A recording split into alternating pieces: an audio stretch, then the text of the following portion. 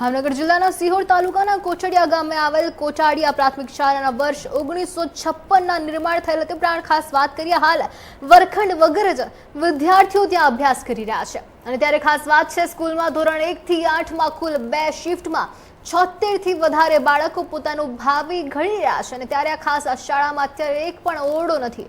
બાળકો શાળાના ખુલ્લા મેદાનમાં અને સ્કૂલની બાજુમાં આવેલ મંદિરમાં બેસીને પોતાનું ભાવિ ઘડી રહ્યા છે અને ત્યારે વહેલી તકે સ્કૂલમાં નવા ઓરડા બનાવવામાં આવે તેવી ખાસ માંગ ઉઠી છે।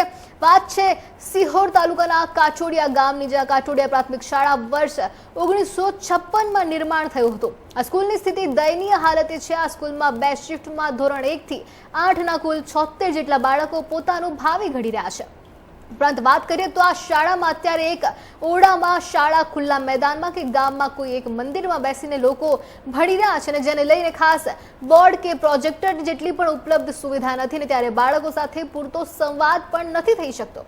જ્યાં વિદ્યાર્થીઓને બેસવા માટે પૂરતા ઓરડા જ નથી, ત્યાં તેમને ગુણવત્તાયુક્ત શિક્ષણની વાત તો બહુ દૂરની રહી અને આ બાબત ગંભીર ગણવામાં આવે છે। સ્કૂલની આ પરિસ્થિતિના નિર્માણને કારણે વર્ષ 2020થી જ આ શાળાને પ્રવેશ ઉત્સવ કાર્યક્રમમાંથી બાકાત કરવામાં આવ્યો છે અને તેમજ નહીં, કોઈ પણ રાજકીય નેતા કે કોઈ પણ સ્થાનિક નેતાઓ આ સ્કૂલનું પગથિયું પણ ચડ્યા નથી અને જ્યારે સમાજના શિક્ષણ પ્રત્યે વિદ્યાર્થીઓ અને વાલી વર્ગની જાગૃતતા વધી રહી છે અને ત્યારે આ વિદ્યાર્થીઓ કહી શકાય કે અન્યાય થઈ રહ્યો છે તેમના સામે અને ત્યારે વિદ્યાર્થીઓના ભાવિ સાથે ખેલવાડ કરવામાં આવી રહ્યો છે।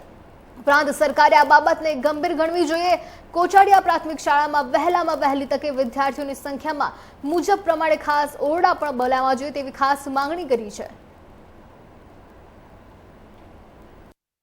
સિહોર તાલુકાના કોટડિયા પ્રાથમિક શાળામાં હાલ માત્ર એક જ ઓરડો હયાત છે અને ત્યાં નવા 6 ઓરડા બનાવવાના થાય છે।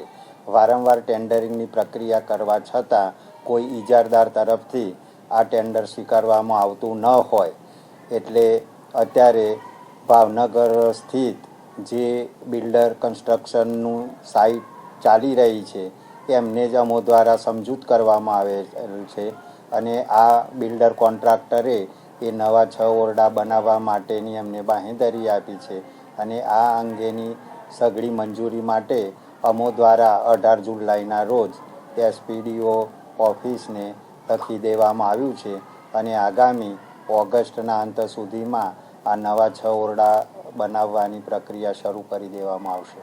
અમારી શાળા જર્જરિત થઈ હોવાથી 2020માં આ રૂમો તોડી પાડેલ છે અને રૂમો અમારા મંજૂર થઈને આવેલા પણ કોઈ કોન્ટ્રાક્ટર છે એ આનું ટેન્ડર ન લેતા હોવાથી અહીંયા રૂમ બનેલા નથી। બાળકો અત્યારે શાળામાં 76 છે, બેસાડવામાં ખૂબ જ હાલાકી છે। એક રૂમ છે એ પણ થોડો જર્જરિત થઈ ગયો છે એટલે બધા જ બાળકો છે ત્યાં અભ્યાસ કરી શકે નહીં, એટલે અમે અહીંયા શાળાની બાજુમાં આવેલું એક મંદિર પરિસર છે એની અંદર બેસાડી અને અભ્યાસ કાર્ય ચલાવી છીએ। એક વર્ગ મંદિરમાં, એક શાળામાં અને એક શાળાની ઓસરીમાં અને ક્યારેક ઉપયોગ ફળિયાનો પણ કરીને અમે અમારું શિક્ષણ કાર્ય ચલાવીએ છીએ। મેં TRP ને જાણ કરી કે ભાઈ અમારા રૂમ છે એ ક્યારે શરૂ થશે અથવા તો ક્યાં પહોંચ્યા છે, તો એમના દ્વારા અમને એવું જાણવા મળેલ કે ભાઈ તમારા રૂમ મંજૂર થઈ ગયેલ છે। જ્યારે કોઈ કોન્ટ્રાક્ટર આ તમારું ટેન્ડર લેશે, પ્રક્રિયામાં રસ ધરાવશે, ત્યારે તમે આ બિલ્ડિંગ બનવા પાત્ર છે।